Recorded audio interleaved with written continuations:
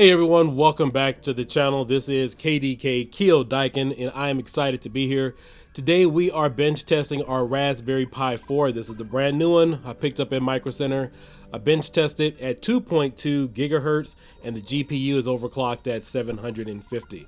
So we are going to get into some gameplay. I did test my Retropie image Venom with several of the games with Virtua 2. You guys are going to be really impressed about the performances with that. And then additionally, Killer Instinct. I ran that with Wolfenos's image, the 1TB Retro Mania. You guys are familiar with that. That came out last year. Both of these images are using the Supreme Ultra base, and I'm really impressed with the overall clock speed, the overheating and non-overheating of the board. Currently, I've seen temps as low as 32 degrees even when overclocking, and as high as 49. I have not seen anything go over 49 degrees Celsius, even leaving the board on for about a good maybe 2 to 3 hours plus with nominal gameplay. So you guys are going to be really impressed with some of the results here today, as well as the emulation improvements that this board particularly has to offer. So all that being said, let's go ahead and get into it. You know what time it is.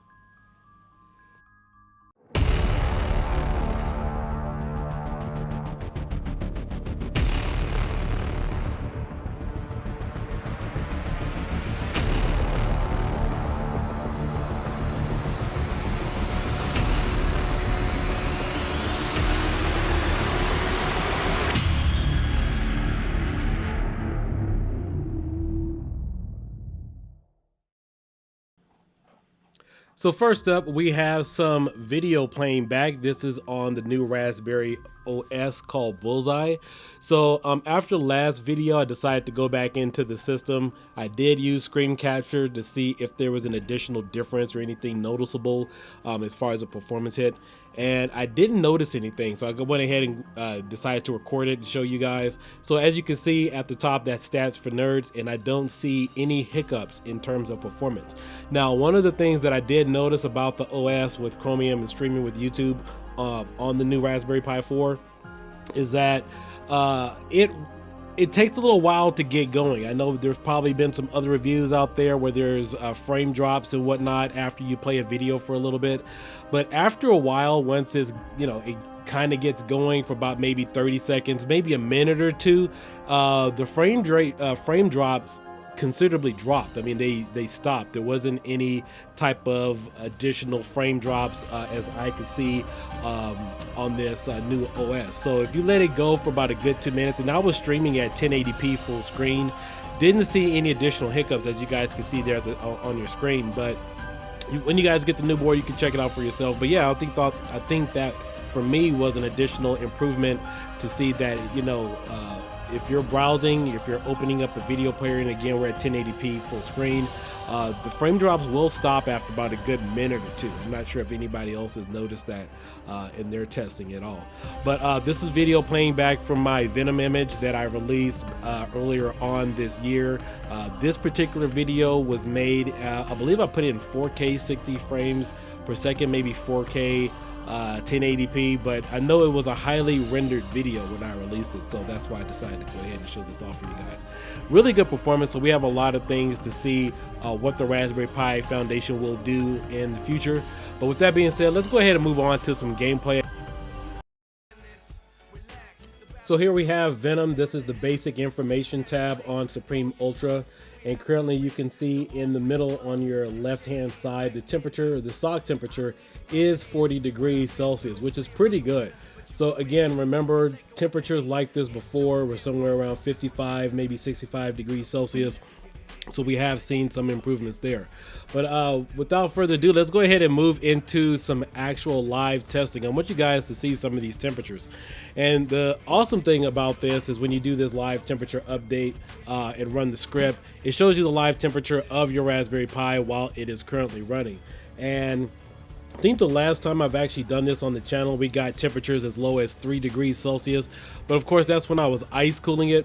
But right now, we're just using a basic case. We're using a basic fan with heat sinks on there. And some of our nominal temperatures, which you will find on here, are averaging anywhere between 32 and 35 degrees Celsius.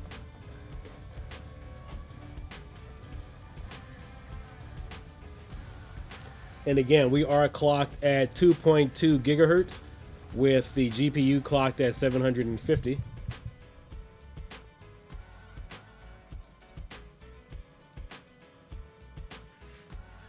I think the highest temp during this live test was somewhere around 37 degrees Celsius.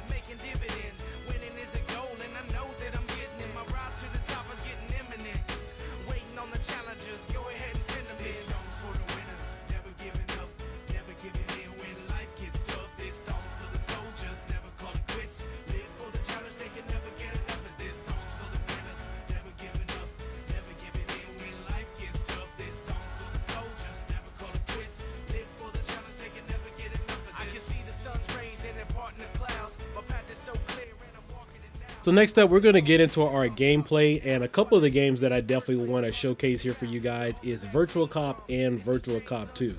Now, the interesting thing is I was able to get better performance out of Virtua Cop 2 than compared to the first Virtua Cop, and I think that has to do with the whole world interface with all the 3D rendering and everything that they have going on that's being processed at the same time. There hasn't been anything else we can really do in the emulation community to really make this run better. Again, I am clocked at a 750 GPU, which gives it better video memory, and then of course I am clocked at 2.2 gigahertz. But with that being said, yeah, I was really impressed to have Virtua Cop 2 running a little bit better, and I thought Sega Saturn was a better test than N64. I think we've kind of got a handle on N64 emulation. There's a lot we could still do there. Unfortunately, we are still lacking good video drivers to make a lot of these games work in terms of Vulkan drivers and whatnot. So I still struggled with Virtua Cop here on the Sega Saturn. I mean, it really wasn't playable at all. I didn't even bother to turn on the frame rate counter. It was just really laggy and really slow. But I did manage to load Virtua Cop 2 and had a much better performance with this particular game as opposed to the first Virtua Cop. Now, the cool thing is this is actually playable, and I believe my second go around I decided to turn on the frame rate counter, and my FPSs were anywhere between 45 to I want to say about 60 frames per second. And even though that there are hiccups and glitches in this particular game, it's a little slower. It's not exactly 100% emulation. I will have to say I was really impressed with it, and it was playable. I mean, if I didn't turn on the frame rate counter, if I wasn't really familiar with the original game, this was playable. It was a playable experience for me, which is why you guys will see a lot of footage on this towards the end of this video. I'll go ahead and give you guys my narration now and my thoughts. But again, I did turn on the frame rate counter a little bit later, even though you can't really too much trust that when it comes to Retropie, because sometimes the frame rate counter will say that something is running a little faster. But as you can see here, the game is running a little bit faster when there's not so many different sprites on the screen. It's for the graphical processing. So as you see here, we're going to go inside this room. I'm just going to shoot up everybody and everything that gets in my way. And it speeds up just a little bit. So that actually helps with the performance. Bang, bang, bang. Put him down, him too. Yep. Yeah, be done with you guys. Now, I was using my gamepad. I was not using an actual light gun for the duration of this video. I didn't feel like getting up, plugging it in. But I just wanted to showcase for you guys to see what type of performances you are getting. But, I mean, for me, this is a huge deal. I know I included this game in Pistolero and Venom because as performance does get better over time, at least you guys will have a full game list that is perfectly scraped. You won't have to pull out a list in from anywhere else. But I'm really happy with this. I mean, this was a great experience to know that this was playable, especially with this being one of the premier Lightgun games that a lot of people like to play either on PC or even on Retropie. But again, you won't see a lot of these, this particular game on a lot of Retropie images just due to the constraints of the Pi 4. But we are going in the right direction as being able to play 3D rendered games. Now, a lot of Dreamcast games can be playable on the Pi 4 if it's 2D. So games like Batman Forever, all those kind of games, they run fast.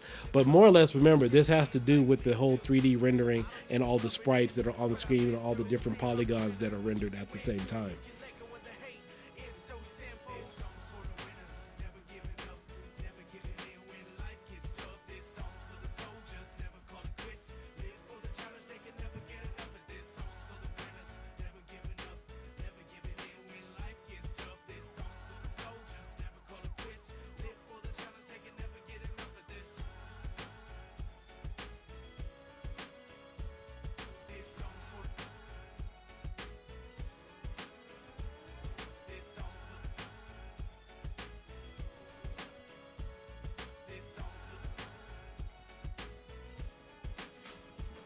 Now here's some additional footage while I'm playing Virtua Cop 2. As you can see on your top right hand side, I have turned on the FPS. And in this particular case, the frames per second does definitely kind of resemble my actual gameplay play performance. We're averaging now somewhere around 41 frames per second, but again, it's definitely playable.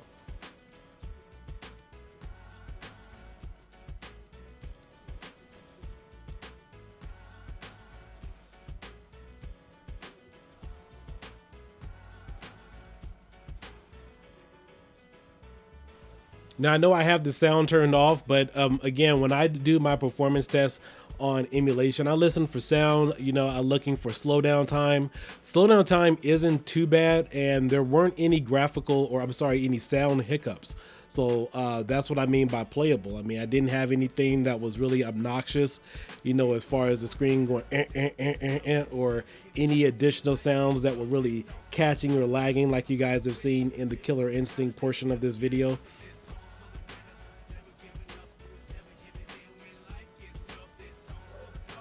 Definitely playable.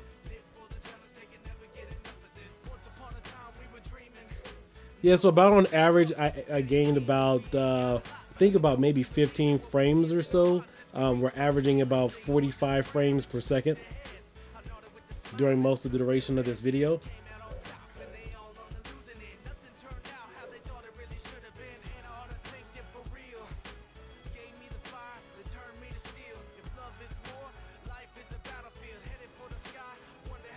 All right, so now we're going to fast forward a little bit further into the game.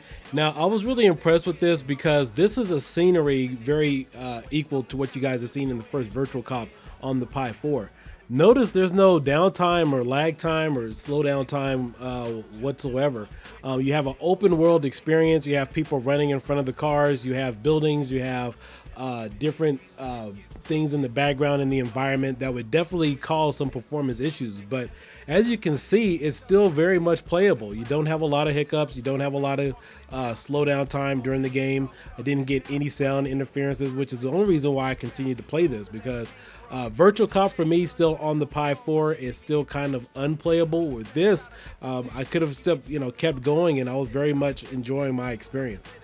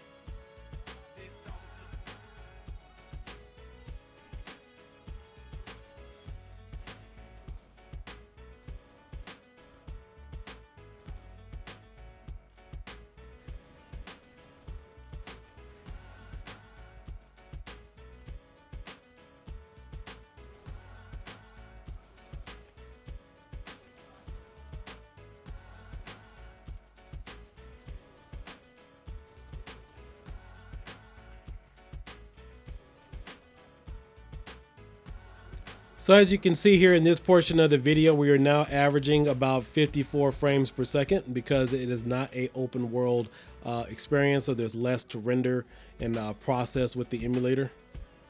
Just gonna bang, bang, bang these guys too, put them down out of their misery. I got a license to kill, folks. We just take them all out.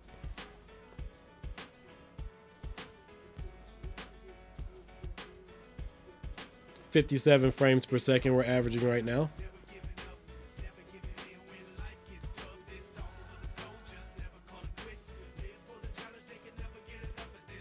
And there's still some additional improvements or tweaking I could have done myself on the emulator with the gun. I can't remember exactly what my resolution settings were. I could probably drop them and maybe get a few more frames per second, but overall I don't think it'll improve that much. I mean, we've already gone from a stock setting to 2.2 gigahertz and also increasing GPU. And matter of fact, I've never ran my Pi in this manner before, so this is actually a first time for me as well. I've always really been against overclocking. You don't really get too much of an improvement, but considering that I could go, a little bit further beyond 2 gigahertz, just thought it was definitely worth the try.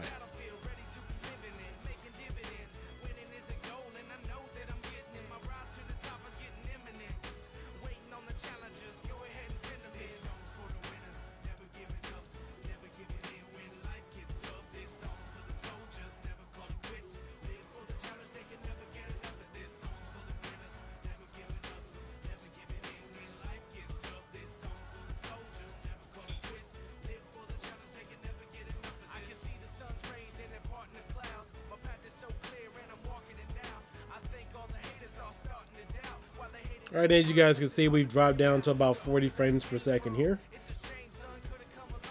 Still playable.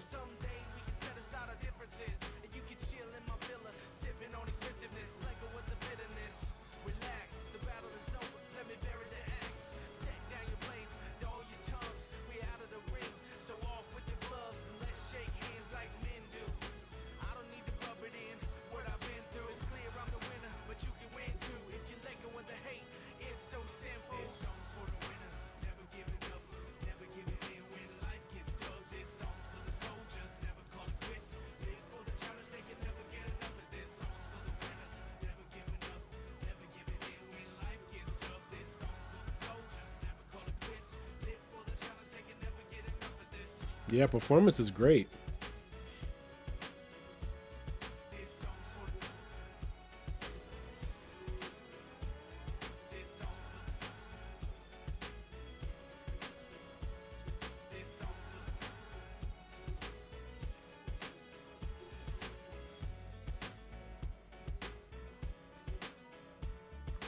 All right, now before I leave, I want to bounce on over back to our options menu and give you guys a final bench test or checking out our overclock settings so you guys can see what the temp's at after just a few minutes of gameplay.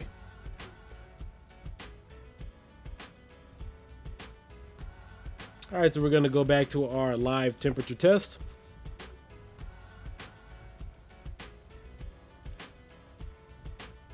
And we are now somewhere around 45 degrees Celsius, which honestly isn't too bad considering the circumstances. All right, so let's move on over to our final bench test. I want you guys to see a little bit of the performance of Killer Instinct on Retropie. Now we will be moving over to Retromania, which is Wolfenos's image.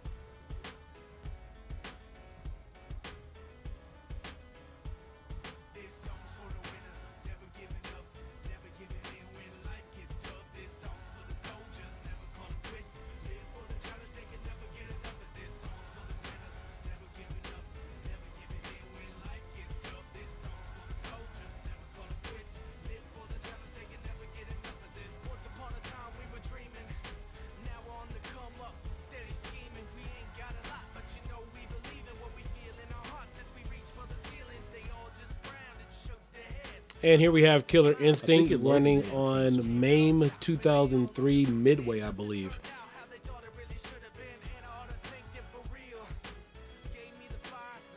Yeah, Wolfenos does a really good job with configs. So you can see it is running a tad bit better. I don't have the sound all the way up, but honestly, I haven't noticed too much of a difference between running this at a stock clock at about 1.6, 1.5 gigahertz, as opposed to Wolfenosis configurations is running roughly about the same. So I haven't noticed any dramatic increases in performance that this Raspberry Pi 4 would have added on top of additional of. But once you get past the starting screen, I mean, it still plays pretty decently.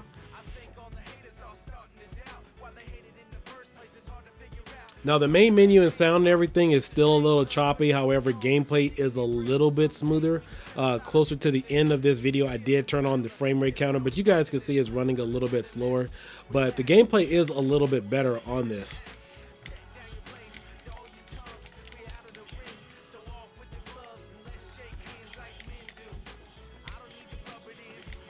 Just giving Orca here the little smack down. I'm a little rusty on the controls for Killer Instinct, just decided to jump in here.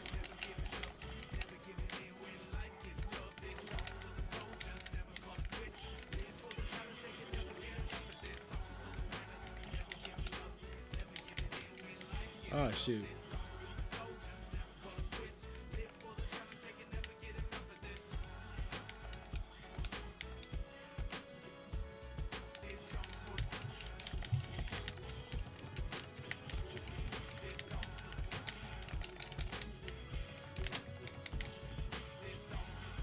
Like she's about to put it on me. All right, so let's try that again. This time I'll turn on the frame rate counter so you guys can see the noticeable differences. All right, so now we're going to turn on our frame rate counter. You can find that in on-screen display. Notifications. Then go down to frame rate.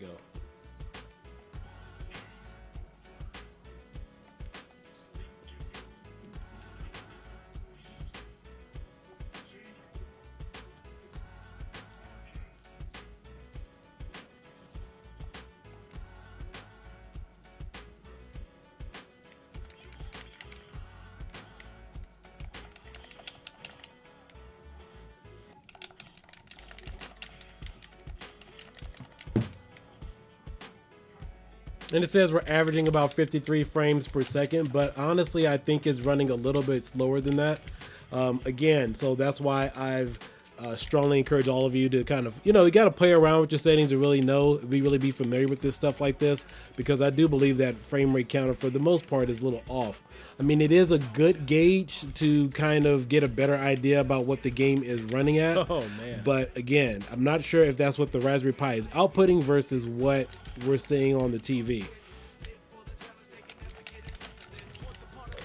One of the things I've noticed with Retropie and RetroArch is when you're playing a game, the frame rate counter doesn't truly represent the gameplay. All right, guys, so that about wraps it up for this review. I definitely hope you guys consider liking and subscribing. Again, I just wanted to show everybody the performance differences with the new Raspberry Pi, the new chip that can be overclocked. Most of the videos you'll see out there, you'll see people overclocking at 2 gigahertz, which is still using the older It truly didn't represent the gameplay. Remember, this newer chip is, as you see right now, the frame rate counter is set. I'm getting 59 what the Raspberry Pi 400 probably system, has, but as well as the additional stock that has been put on the motherboard for these new SBCs. So again, guys, this is KDK, kiodiekin. Hope you enjoyed this video review and everything that you've seen here today. I have some additional tests coming up, but I wanted to go ahead and put this out there for you so you guys can draw your own conclusions. But we will be back with more bench testing and other RetroPie stuff.